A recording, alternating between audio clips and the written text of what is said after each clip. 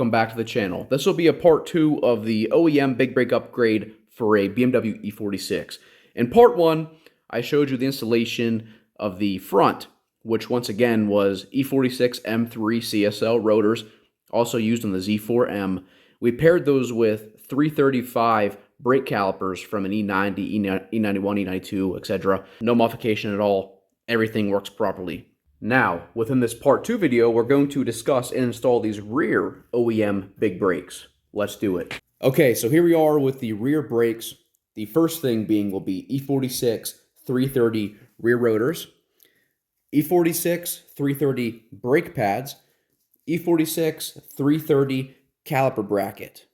The caliper is from a E70 X5 base model, non-V8, non-turbo, naturally aspirated N52. They're going to have the numbers 4420 casted into the top of the caliper right there, okay? The brake hose is from an E90. We're using the front brake hose for this rear setup. I did try the E70 rear brake hose meant for this caliper. It was too short.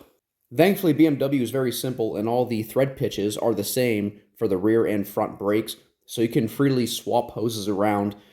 I discovered that the E90 front brake hoses, much like we use on the front big brake setup, we're using the exact same hose also in the rear of the E46. It threads into the caliper, and the piece here goes right into the body mount of the E46. As far as modifying these parts to work, no modification to the caliper, bracket, or rotor.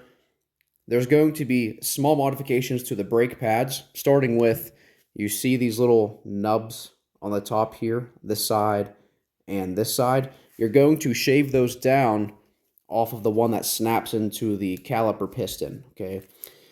You're going to shave them down flat just like that because the E70 brake pads do not have them from factory.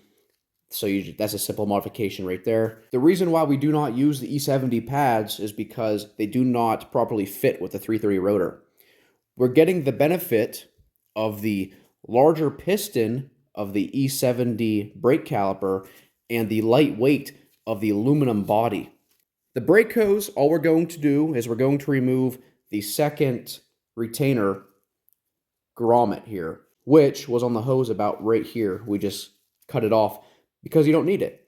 You will use this one back here, which is closer to the body side of the car. So, quick recap. The grommet closer to the caliper on this end, we're going to remove it off of the brake hose, leaving only this one. What we have right here is the brake hose retainer, which bolts to the trailing arm of an E46. I modified it just a little bit. I simply took a file and I removed some material right here. Not much at all, just enough to make this a little more easier to go in. You still want it to be tight. This is the one grommet that I cut off the E90 hose. It's the same size as the other one, so I used it for mock-up purposes. Basically, you remove just very little material just to aid you to slide this in. I did that because the diameter of the inside of that grommet is slightly bigger than the E46 hose, and the E46 hose is designed to slide in and then get clamped with this piece here. This is too small and will not work properly as it's a grommet versus metal like the E46 hose had. So we get rid of this. We slightly enlarge this gap right here, not by much at all. We'll then take our E90 hose and we'll just snap it in to the holder. Just like that. Now realistically, this friction fit here, this hose should not really go anywhere. However, I added additional holes to the bracket, one here and on the other side. You see them? They're little holes in the top of the bracket tips there. I added those holes to slip through these little clips, which I stole from an engine harness. They're meant for sensors. They kind of snap into the bracket like that, and they hold the hose in even more, so it can't lift out. You could also use some mechanics wire like this, but I figured to use OEM parts because I have them laying around, so. When it comes to installing the brakes, I like to assemble the caliper ahead of time with the pads and everything. So we're going to do that. We have the guide pins tightened down to the bracket. They're lubricated. A thin layer doesn't take too much. Also have some lubrication into the boots of the caliper.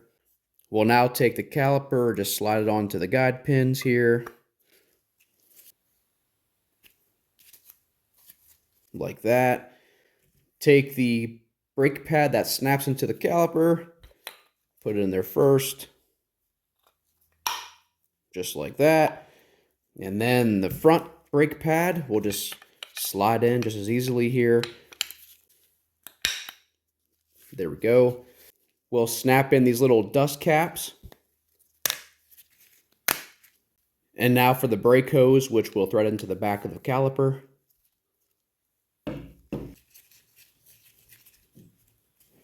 These are usually a 14 millimeter. I'm going to tighten it up. And there we go. It's ready to be installed. Before we install the brakes, I want to talk about the rotor compatibility due to its size. If your E46 is a 323, 328, or 325 rear-wheel drive, you will have to cut down your dust shield in order for the 330 rotor to go onto the hub. You will also lose the functionality of your parking brakes unless you weld the brake shoes together. If you cut the brackets off the 323, 325, 328 parking brake shoe and weld it to the 330 brake shoe, you'll get the proper height back because the inner diameter of the rotor of the 330 is larger for the larger brake shoes, okay? 330 trailing arms use larger axles, so they have a bigger spline in their hub here. They use larger dust shields, and the overall structure back here is kind of widened. So that's why you have the wider and taller brake shoe assembly for the 330s. The only exception would be a 325 Xi all-wheel drive. They, by default, from factory, come with 330 trailing arms. So they already have the larger dust shield, they already have the larger brake shoes. So 330 brakes are a complete direct swap to a 325 Xi because the parking brake and everything will work, okay? The good part about this is the 330 brakes still are a direct swap to the non-330 trailing arms. The caliper brackets direct bolts up here, and the rotor goes right on. Once, after you cut the dust shield down, as mentioned previously. A little fun fact is the E46 325 Xi has its very own special rotor. Since it uses 330 trailing arms, axles, everything, BMW engineered a very specific rotor just for the 325 Xi, since it has the 330 parking brake inner diameter while still using a 325 caliper. And here we have the two rotors side by side. This is a non-330 rear rotor, and this here is a 330 rear rotor. The difference lies in here, this inner diameter for the parking brake shoes. It is smaller as compared to the 330. So once you swap this rotor on, you totally lose the parking brake functionality because those shoes do not expand enough, even on their maximum allowable expansion. They do not contact the center drum here. So either you can machine a ring, which will press in to the 330 rotor to get this size, or you can modify the parking brake shoes, which I said earlier. And then as far as the actual overall diameter difference, you can see the size difference between these two rotors. Non-330, 330.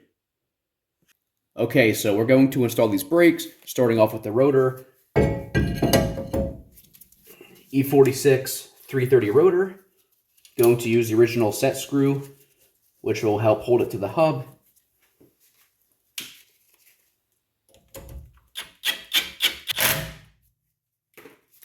Next, we'll take our fully assembled brake caliper, E70 caliper, 330 bracket and pads with a E90 front brake hose.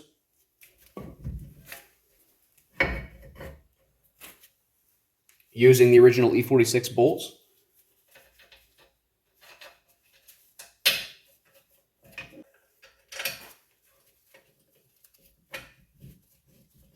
Going to now torque down those bolts to 65 newton meters, which is approximately 48 foot-pounds.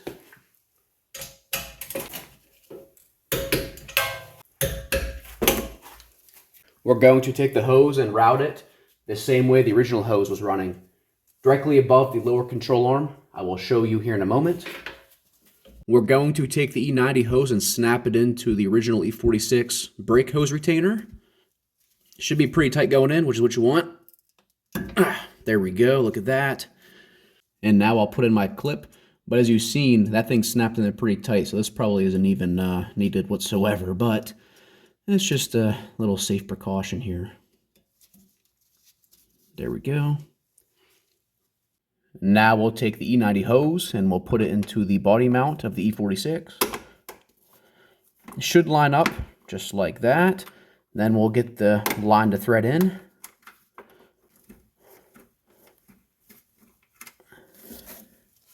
And then this will be an 11 millimeter.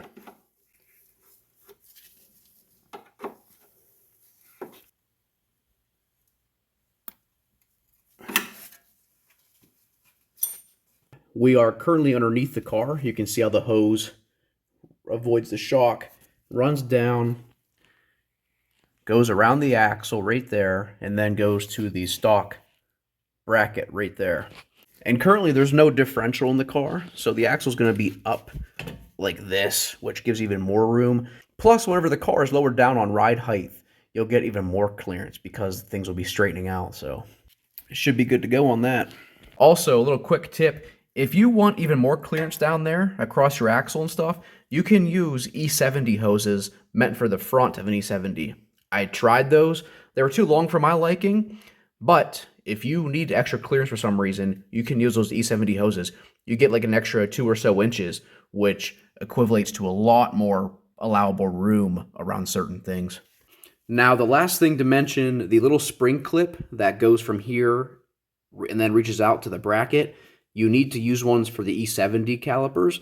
I tried the 330 and they don't go in properly, and there's like no tension. So you need to get the E70 ones, which will clip in nicely here, and they'll span out and press against the bracket.